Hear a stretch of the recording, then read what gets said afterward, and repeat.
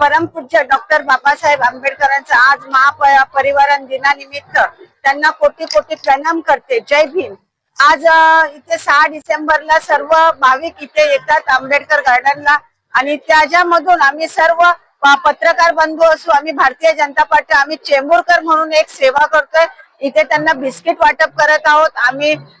काल आम्ही भारतीय जनता पार्टीच्या वतीने, महिला मोर्चाच्या वतीने आपल्या शिवाजी पार्कला, चैत्यभूमीला 16,850 चपाती दिले. आता आम्ही वडापाव वाटले, समोसे वाटले, काही लोक जेवण देत आहेत. म्हणजे सर्व इथे चेंबूरची लोक आहेत, ती सर्वजण आम्ही सेवेकरी आहोत आणि सेवा करत. आपको जनते का संदेश यही देंगे, हमें सिखाया है बाबा साहब ने कि सीखा संघर्ष करा.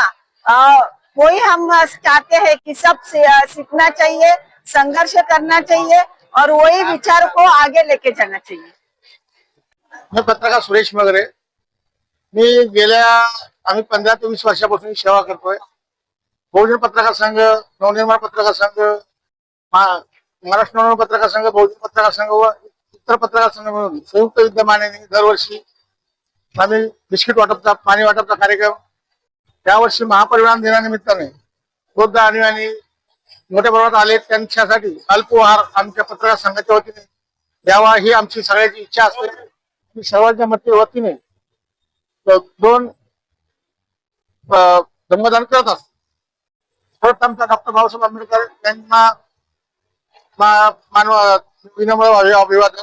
6 डिसेंबर 1956 साली बाबासाहेब आंबेडकर यांच्या महापरिनिर्वाण झाला. त्या महापरिनिर्वाण समारंभ म्हणून दर सालाबादाप्रमाणे आम्ही गेल्या 10 ते 15 वर्षापासून नवनिर्माण पत्रकार संघ, बहुजन पत्रकार संघ, लोकशाहीचा 4था स्तंभ हा कार्यक्रम पाणी वाटप व बिस्किट वाटप कार्यक्रम करत असतो.